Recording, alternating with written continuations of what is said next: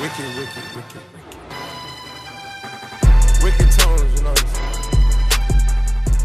There's a lot of people talking about tension and like controlling tension, having issues with certain people's styles of how fast their negatives are, how controlled their rep is, or whatever it might be that lies along the lines of like tension and people kind of misconstruing what that means. Like in my eyes, there's other ways to interpret tension, right? But in my eyes, it's like I'm not having a slow controlled negative for the simple fact of controlling a weight coming down. Let's say we're benching. In this case, we're gonna do bicep in a second.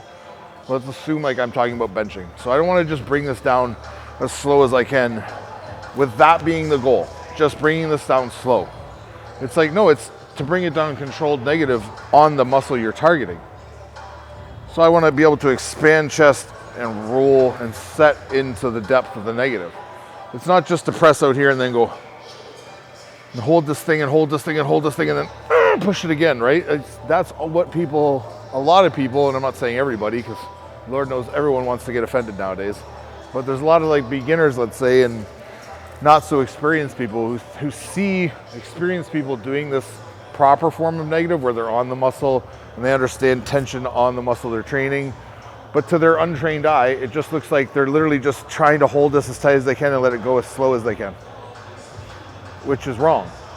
I don't care, anyone can argue with me, it's wrong. Just letting something down with tension doesn't mean that you're holding on the muscle, doesn't mean that you're putting more pressure on the negative on the muscle being trained, let's say a bicep, let's say a chest, whatever it might be. On back, it's even more ridiculous. But let's say, there's a video I saw, oh shit, this is heavy as fuck. I don't want to do this here. It's too heavy. This is the heaviest stack in the world, I'm telling you. This is just like, I see these kids doing this, and it's this new age of like, without getting too like disparaging towards people, it's this new age of like fucking nerd trainer out there who's like trying to overcomplicate the simplest things in bodybuilding to make themselves sound like they're so fucking enlightened, or they know so much more than everybody, because they're explaining things in such detail and like, you know, if I set my angle of my humerus here and I set my ulna here and then I'm sitting on my left rib, my left third rib, like it's like shit like that. It's like, guys, just tell people how to set up. But you see these people, I'll do it on this arm, I guess. You see these people like, they'll do drag curls. There's nothing wrong with drag curls. The mechanics of a drag curl are fine. I'm just gonna squeeze up and I'm gonna rock and I'm gonna go down. But then you get these guys who do this. They go, and they're squeezing the fuck out of the top range. They're holding here and then they're like this. Like at no point am I feeling that on my bicep. I'm feeling it all on my front delt and my hand being pulled. I'm stopping my hand from being pulled down. And then they're up again here. And they're doing this thing and then they're up here. It's like, guys, if you have tension forward and your elbow is back and you curl, even a moderately paced negative will keep that on your bicep. I don't need to go. And it's like, I see this being spouted, this nonsense being spewed by all these people on the internet. Like, I'm talking people with like millions of followers talking nonsense to people. Like, it's like they've run out of things to talk about, so they're just making shit up, literally. There's a guy that's like pretty well known, I don't fucking even know the guy's name, big dude, talking about how the peak contraction, he had the angle, right, leaning, and he understood dragging up, but he's like, you want to hold that contraction for a good few seconds, then you want to let it out slowly. It's like, no, I don't. Why do I want to do that? My idea of coming in here is picking up weight, putting tension on the muscle targeted, which is now my bicep, right? And my idea is to roll up through bicep and relax. You guys are putting way too much emphasis on this and not enough emphasis on this whole path leading up to this, which is why you're misguiding people. So the guy in the video, he had great arms. He's a big dude. He's just thinking of other bullshit to do. He's genetically gifted. It worked well for him. He feels his bicep, right? You're gonna work your bicep even if you do this, guys, and squeeze like this and let it down, squeeze like this, as long as you're on it. But it's not the most intelligent way, because the weight's gonna get to one point where all of a sudden you're gonna go kink and snap, or a fucking little tear, or a little pull.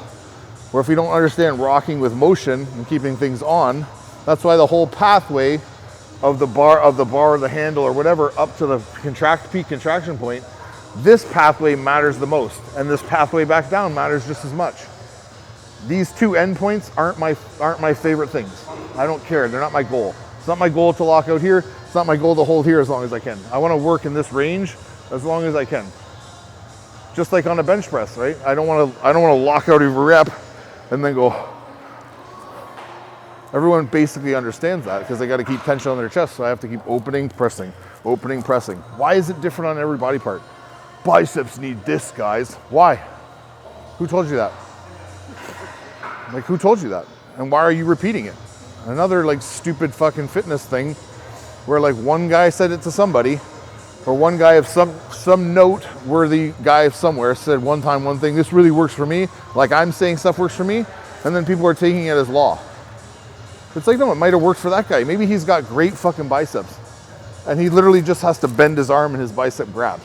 He's always felt his bicep, he or she, doesn't matter, has always felt their biceps, understood where they are right away, and can literally do half rep curls and pump their bicep.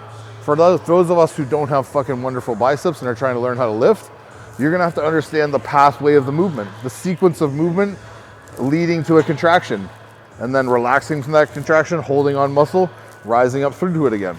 That's what we're trying to do. We're trying to tear down muscle, and we're trying to get blood in the muscle. That's the whole point.